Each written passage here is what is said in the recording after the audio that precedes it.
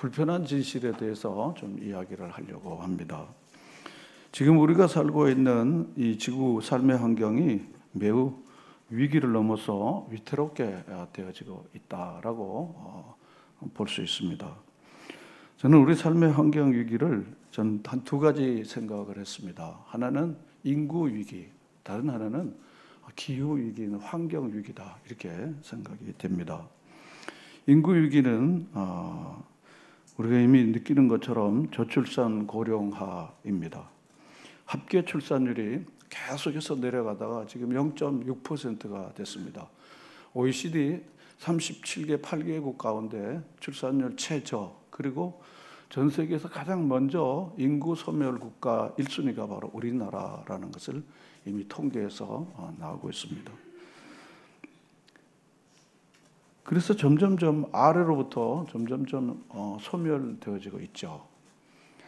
산부인과, 산후조리원, 유아용품 이제 다 점점점 산업이요 소멸되고 있죠. 저희 어린이집도 유아감소로 이미 문을 닫은 지가 벌써 한 2, 3년 이렇게 됐습니다. 유치원, 초등학교, 중학교 폐교, 남는 교실, 그리고 폐교 처리, 이게 큰 문제가 되고 있죠. 그리고 교육대학, 사범대학 정원 감축으로 인해서 어려운 문제들 이미 우리가 알고 있습니다. 군대에 모병할 수 있는, 소위 우리 징병제인데 모병할 수 있는 이제 점점점 줄어들어서 외국인들을 모병이나 용병을 해야 될 날이 이제 곧 오게 돼서 피부가 다른 외국인들이 월급을 받고 우리나라 군대로 이렇게 지키는, 저기 네팔에 많은 젊은이들이 이제 군대로, 다른 나라 군대로 가갖고 이렇게 싸우는 그런 일들이 우리나라에 조만간에 일어날 일로 우리가 예측할 수 있죠. 또 이미 농촌에 농사는 이미 외국인 노동자가 없으면 농사가 안 될 정도로 이미 그렇게 됐고, 산업인력의 대부분은 여러분 아파트나 대형 봉사장에 외국인이 없으면 공사가 되지 않는 것을 보는 것. 다 인구 감소와 저출산, 3D 기피 현상 이런 것들이 복합적으로 작용되어서 되어지는 현상으로 이미 우리가 실제 우리 눈으로 보고 지금도 겪고 있습니다.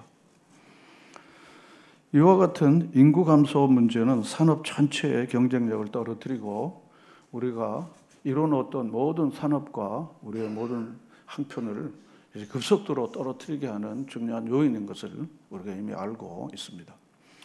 두 번째는 오늘 제가 이야기할 바로 이 기후위기입니다. 탄소의 배출로, 과다한 배출로 인하여 지구 온난화가 심화되어지고 있어서 그저께만 해도 제가 33도 이렇게 되더라고요. 34도. 그러는데 캄보디아에 있는 패스터 에릭 목사님 42도야 42도 이러는 거예요. 42도 이러는 거예요. 그리고 우리 김진만 선교사 목사님 53도. 정확한 겁니다. 53도. 그리고 머리가 어질어질해서 제가 아무것도 할 수 없어요. 교우들 중에 많은 교우들이 쓰러지고, 그리고 많이 어렵다고 그러면서 선풍기 없는 가정들도 대단히 많은데 참 많이 어렵네요, 이렇게 이야기를 하는 거예요.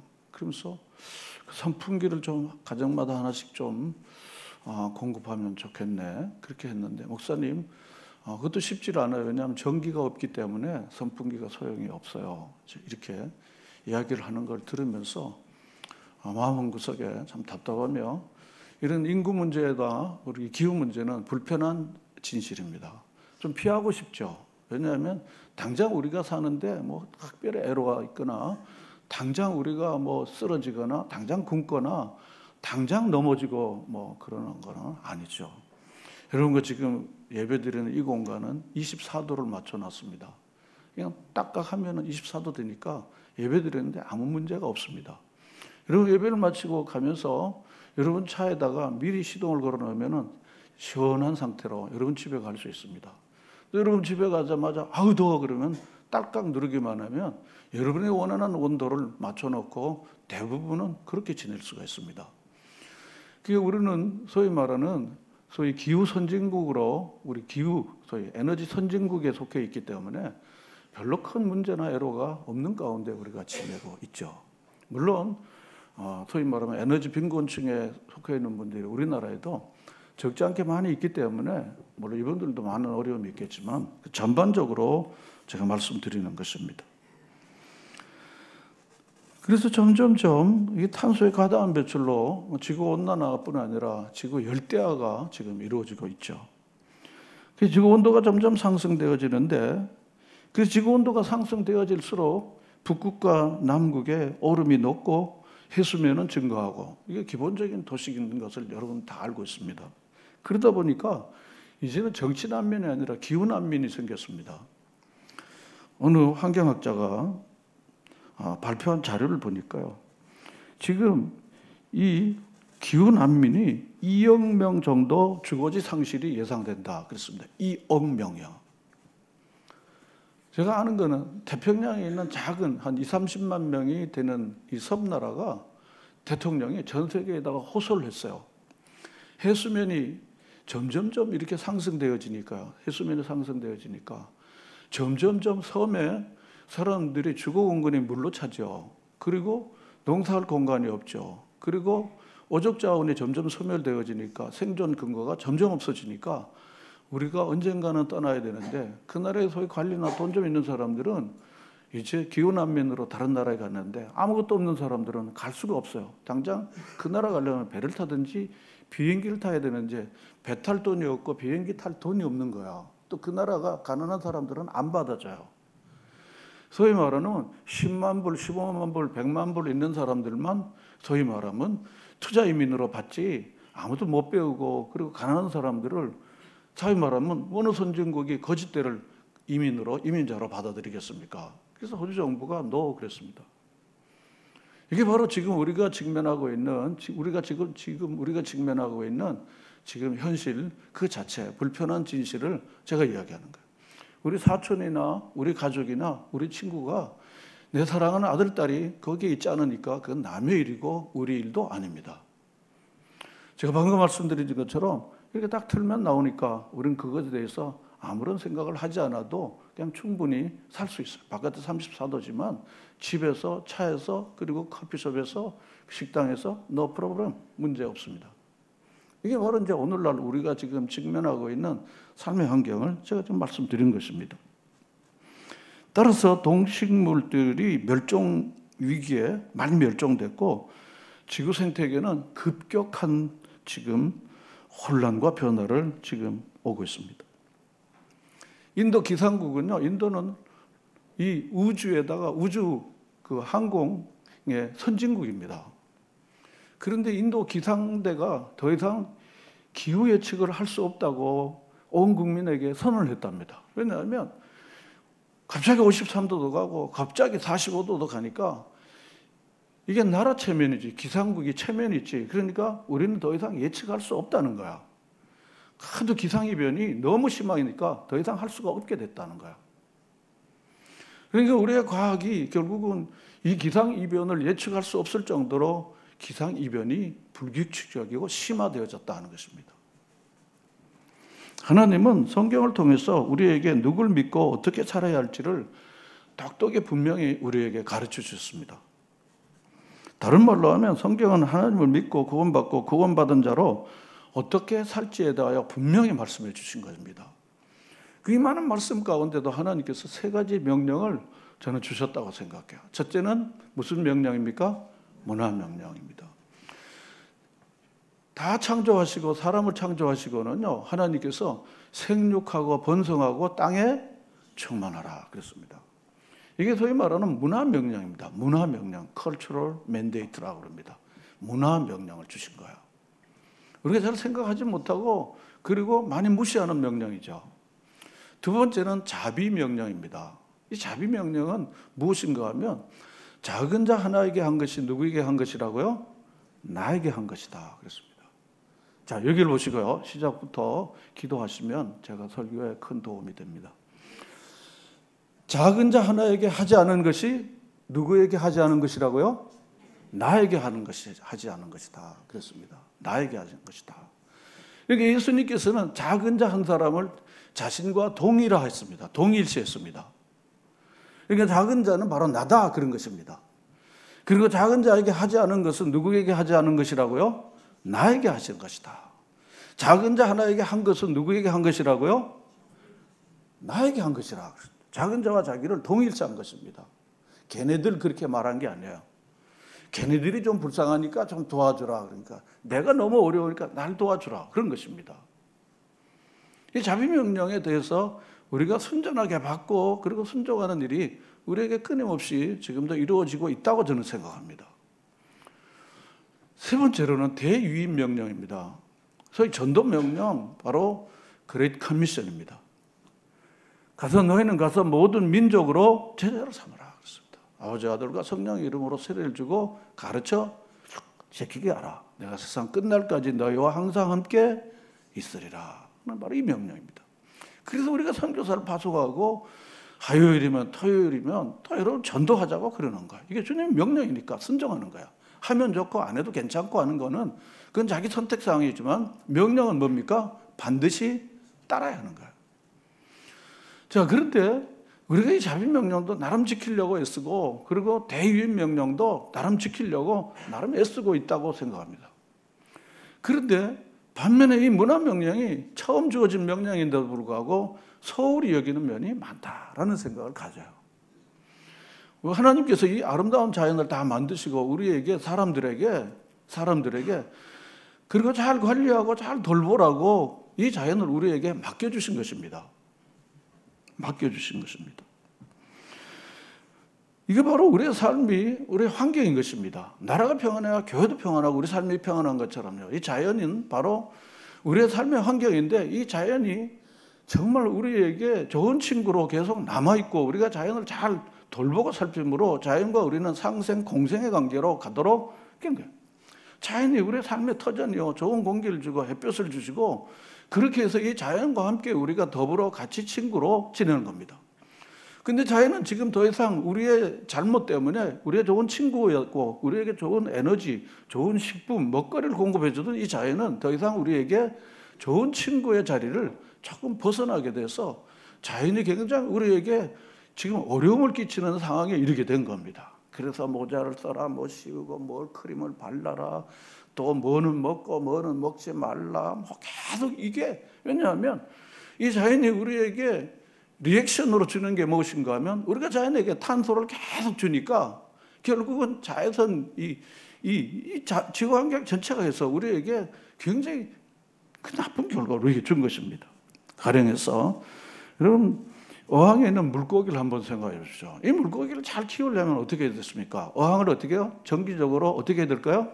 청소를. 물을 어떻게 해야 돼요? 정기적으로 갈아줘야 될까요? 갈아줘야 될까요? 그래야 이 어항에 있는 물고기가 건강하게 잘 자랄 수 있어요. 마찬가지로 우리가 신앙생활하고 일상의 생활, 가정의 직장생활을 할 때에도 우리의 환경인 이 어항을 우리가 잘 관리하고 잘 해야만 우리가 일상의 생활도 잘 할 수 있는 것입니다.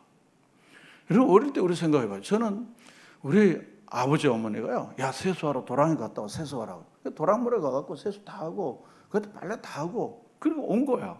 그래서 지금도 저 도랑에 가서 바로 세수하고 오라고. 세수하라 그러면요. 우리는 어디를 갔는가 하면 도랑에 갔습니다. 그러니까 도랑물 가서 세수하고 그냥 온 거야. 그것 때문에 뭐 설사병 나거나 그걸 먹었다고 설사병 걸린 사람은 저와 우리 형님들이나 우리 동생들이나 하나도 본 적이 없습니다.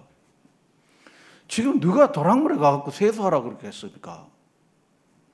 지금 자연은 이렇게 신음하게 된 것입니다. 자연은 너무 신음하게 된 상황이 됐습니다. 자연이 말하자면 하나님 만드신 아름다운 보기에 심히 좋았더라는 자연이 그야말로 강도를 만난 거예요. 강도를 만난 것입니다. 강도 만난 지구입니다. 그럼 강도는 누굴까요? 강도는 누굴까요? 강도는 누굴까요, 이게? 칼 들고 막 찌르는 것만 강도인가요? 오늘 그 얘기를, 불편한 진실로 제가 오늘 그 얘기를 하려고 하는 것입니다. 지구를 망가뜨린 사람들을 말합니다. 전 세계에는 후진국, 중진국, 선진국 이렇게 경제적 상황에 따라서 나눕니다. 정치 제도에 따르면 독재, 그 다음에 자유민주주의. 이런 시스템으로 이 제도로 이렇게 만들어 놓습니다. 그런데 후진국의 사람들도 중진국도 선진국도 다 잘 먹고 잘 살고 편안하게 살고자 하는 마음이 강합니다. 근데 여러분, 잘 먹고 잘 살고 편안하게 사는 데는요, 반드시 지구를 망가뜨려야 잘 살게 됩니다. 다 편안하게 살려면요, 지구를 망가뜨려야 잘 살지, 지구를 안 망가뜨리고 잘 사는 방법이 있으면요, 그는 노벨상을 100개나 받아야 될 거야. 소위 말하는 성장과 보존을 동시에 할 수 있는 학자나 전문가나 대통령이 있으면요, 그 사람은 전 세계를 아주 100년 동안 다스려도 될 거예요. 그렇게 할 수는 없습니다. 개발하면 파괴입니다. 잘 살게 되면 그 다음에 지구는 망가지게 되는 것입니다. 그 점점점 사람들은요, 더 나은 삶을 살고자 하는 거예요. 더 좋은 삶을 살려고 굉장히 애를 써요. 그래서 후진국은 중진국이 되려고 몸부림치고 우리나라는 선진국이 돼버렸어요. 아주 후진국에서, 아주 가난한 나라에서 선진국이 돼버렸어요. 그리고 이 선진국에 있는 사람은요, 선진국을 계속 유지해야 돼요. 왜냐하면 선진국을 유지하지 못하면은 그 정권이나 그 정부는 무능한 정부가 되기 때문에 그 사람들 정권을 내려놔야 돼요. 물론 독재는 뭐 그런 거 관계없이 후진국이 되든 중진국, 선진국이 되든지, 독재는 군대 힘으로, 검찰의 힘으로, 그 세습 독재로 그냥 가는 나라들은 뭐 잘못해도 그냥 힘으로 눌러버리니까 그냥 가는 거죠. 후진국들은 어떻게든지 간에 중진국이나 선진국이 되려고, 그리고 자기네 있는 자원이나 국민의 뭐 삶의 질 이런 거 관계없이 이 굉장히 높아지는 거, 거기에만 힘을 기울이는 겁니다. 그러다 보니까 점점점 우리가 잘 살게 되지만 우리의 삶의 환경인 바로 어항은 점점점 망가지게 됐다는 거예요. 망가지게 됐습니다. 본문의 말씀에 보면 강도가 있으면 제사장과 레인이 있습니다. 강도는 아주 나쁜 사람이에요. 제사장과 레인은요, 나쁜 사람도 아니고 좋은 사람도 아니에요. 이 사람이요. 나쁜 사람은 강도지, 이 사람 강도질을 한 건 아니에요. 그렇잖아요? 제사장과 레인이 강도짓을 안 했거든요. 그런데 이 사람들은 좋은 일도 안 했지만 나쁜 일도 안 했어요. 좋은 일은 뭡니까? 사마리아 사람처럼 이 사람은 이렇게 죽어가는데 그 사람 응급조치하고 그 사람도 살려내야 되는데 어이구 하고 자기는 도망가 버린 거야. 이거 내 아들도 아니고 내 아내도 아니고 뭐 내가 뭐 이해관계도 있는 사람이 아닌데 내가 이 사람 붙들고 뭐 시간 보낼 일 있어? 시간이 돈인데 내가 어떻게 번 돈인데 이 사람한테 쓰겠어? 제사장에게는 가버리는 거야. 제사장에게는 아무 조치도 안 하고 그냥 가버리는 거야. 예수님께서 이 말씀에서 누가 너의 이웃이냐? 내가 하나님 사랑한다, 이웃 사랑한다고 그러는데, 그런데 여기 세 사람이 있는데 누가 너의 이웃이냐고 질문을 던진 거야. 무색해진 거야. 그러고는 이 사마리아인, 당신들이 미워하고 당신들이 업신여기는 이 사마리아 사람들이 어떻게 한 거야? 불쌍히 여기고 말이지, 응급조치해주고 자기 돈을 들고 비용을 들고 살려냈다. 누가 이 강도 많은 사람이 이웃이냐 하는 거야. 지금 이 지구는 강도를 만난 거야. 강도를 만난 겁니다. 다 모두 강도를 만난 이 지구 환경 가운데 우리가 사는 겁니다. 그런데 다들 제사장 레인처럼요, 내가 뭐 그런 거냐고, 내가 아니라고. 아니, 이 사람 뭐 그냥 할 수 없지, 어떻게 하냐고. 이 사람 뭐 다 이런 거 할 수 없죠. 뭐 지나가는 거야. 그리고는 아니 그 뭐 시청에서 하는 거지 뭐. 아니 그거는 뭐 저기 뭐 도에서 하는 거지 뭐. 아니 이거는 뭐 동사무소에서 하는 거지 뭐. 이거 복지관에서 하는 거지 뭐. 이건 내가 할 일 아니잖아 이거. 그 사람 다 그거 하라고 봉급 주고 우리 세금 냈는데. 그건 내 일 아니잖아요. 그러면 이제 끝. 근데 피니시야. 끝이야. 끝이야. 그건 내 일 아니야 그건.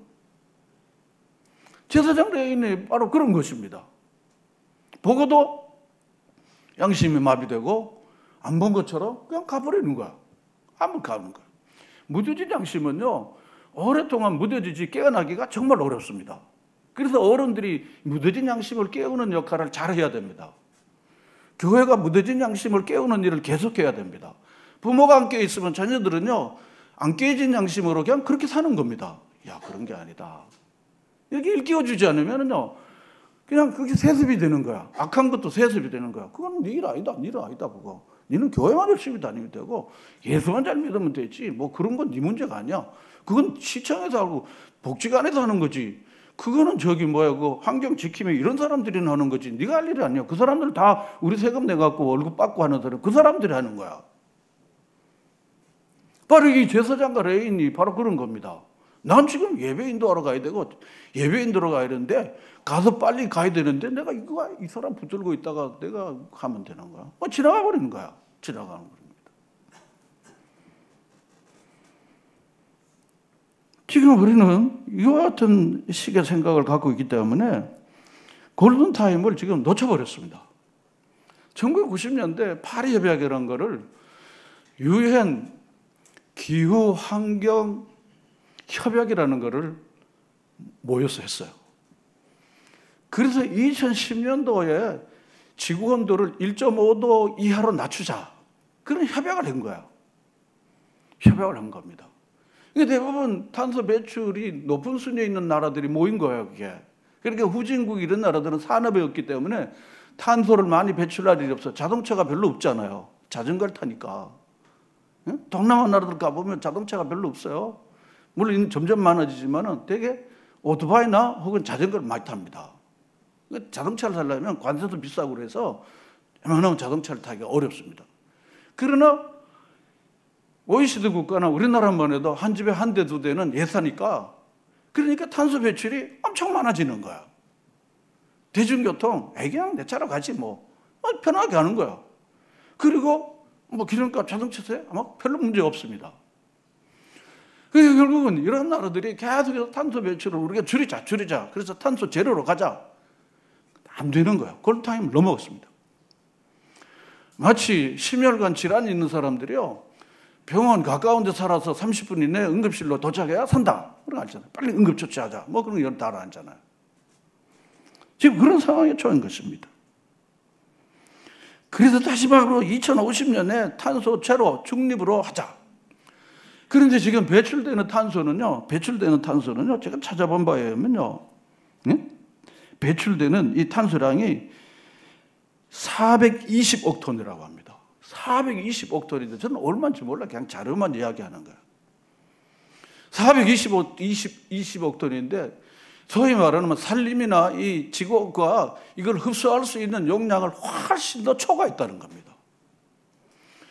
여러분 잘 알지만 브라질에 있는 바로 지구의 허파라고 할 수 있는 그 브라질의 그 산림들이요. 산업을 하는 이름으로 나무를 다 베어갖고 팔고 그리고는 거기에 원주민들을 다 쫓아내고 그러는 거기다가 콩을 심는 판에 그 콩은 어딘가 하면 중국 사람들이 생활이 좀 윤택해지니까 고기를 먹으니까 이 돼지의 사료인 바로 이 콩 수출을 하는 거야. 콩 수출을 하는 겁니다.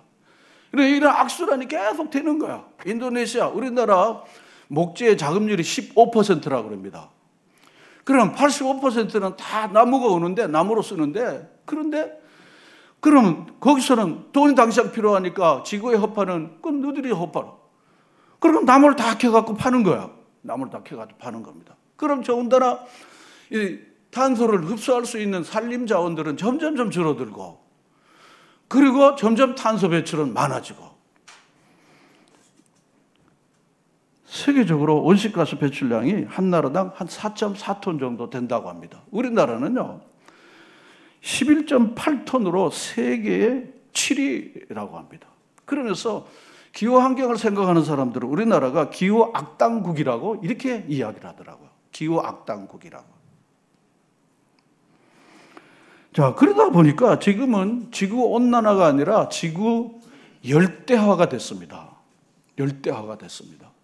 방금 제가 말씀드린 것처럼요.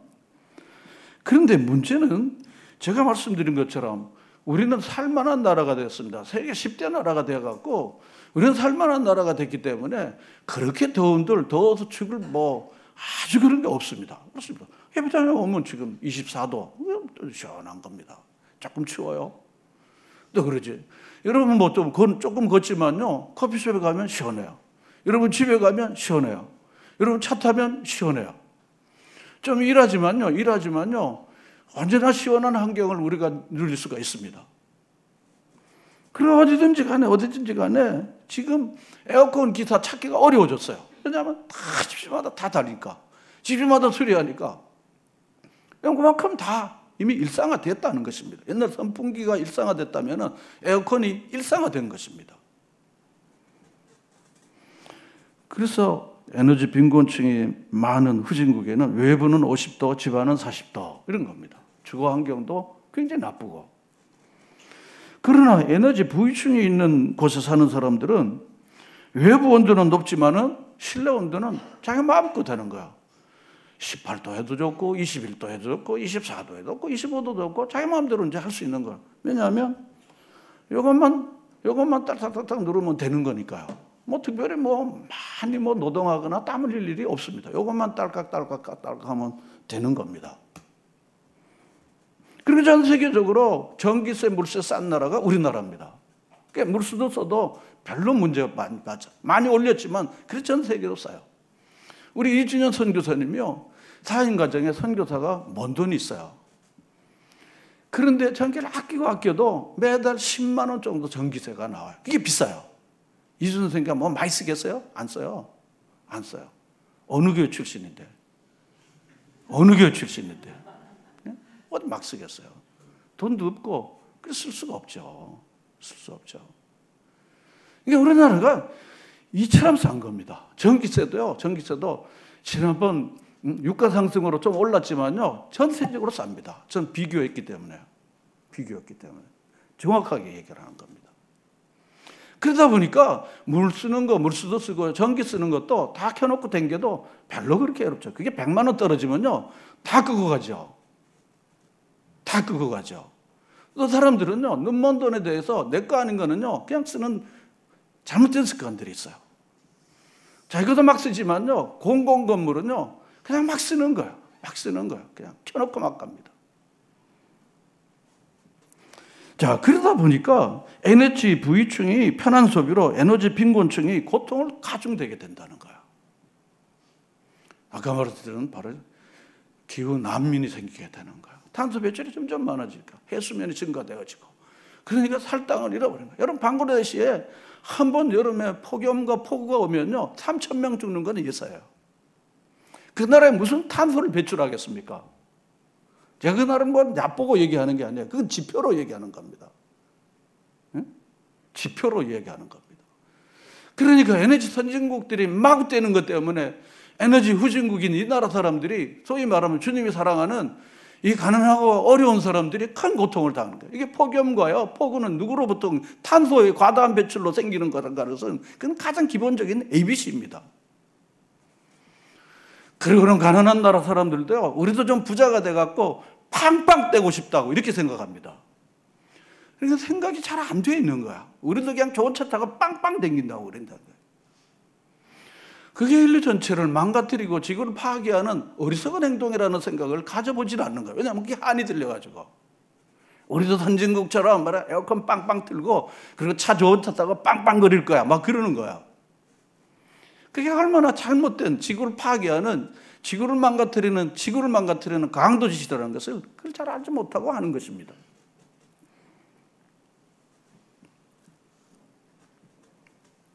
나는 선량한 기후 파괴자입니다. 라는 책을 제가 최근에 만났습니다. 효자권리학에 제가 이 내용을 나름 요약하고 또 좀 정리해서 올렸습니다. 토마스 부스만이라는 사람이 쓴 책인데요. 내 모든 일상에 지구가 명든다 그랬습니다. 누구든지 환경 파괴, 지구 온난화와 지구 위기를 재촉하고 싶어 하지는 않습니다. 자, 그렇기 때문에 분리수거 잘합니다. 폐건전지 같은 거 아무 데도 안 버리고 지정된 곳에 버리도록 그렇게 합니다. 가급적이면 쓰레기가 좀 적도록 나름 애쓰고 애씁니다. 정량제, 세계적으로 우리가 잘하고 있는 나라 중에 일본과 함께 잘하고 있는 나라입니다. 그런데 우리의 일상을 한번 생각해 보면요. 가까운 거리도 자동차를 탑니다. 불편하면 그 싫어요. 같이 타는 것도 불편해요. 대중교통 안 타요. 그리고 수많은 옷들과 그리고 쇼핑입니다. 플라스틱 투성인 온라인 쇼핑 그런 것입니다. 그리고 이와 같은 리스트들입니다. 수많은 일회용품, 그리고 쉽게 켜는 에어컨, 물사용, 에너지, 폐기물, 종이, 교통, 음식, 거주지, 이런 모든 문제들입니다.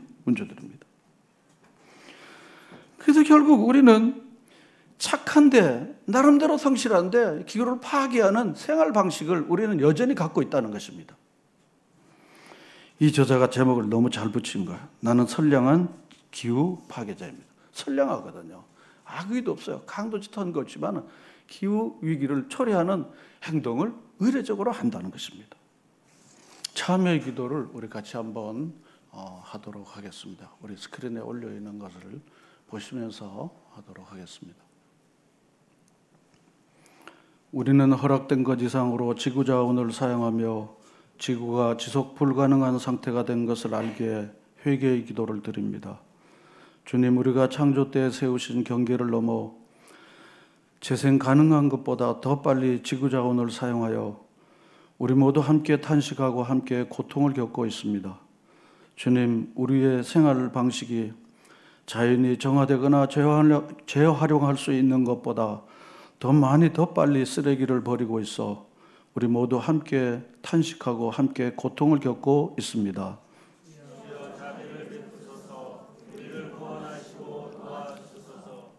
주님, 우리의 기업들이 우리 자신에게 필수적인 자연을 소진하여 성장 발전함으로써 우리 모두 함께 탄식하고 함께 고통을 겪고 있습니다.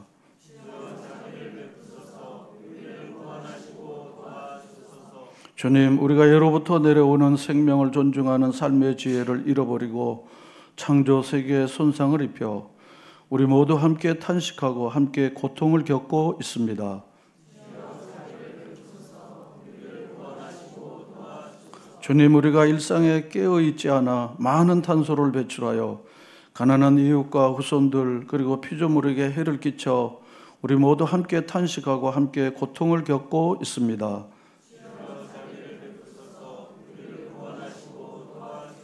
주님, 우리가 하나님이 지으신 땅과 바다 공기를 직접 더럽히거나 해를 끼치는 일에 무관심하여 우리 모두 함께 탄식하고 함께 고통을 겪고 있습니다.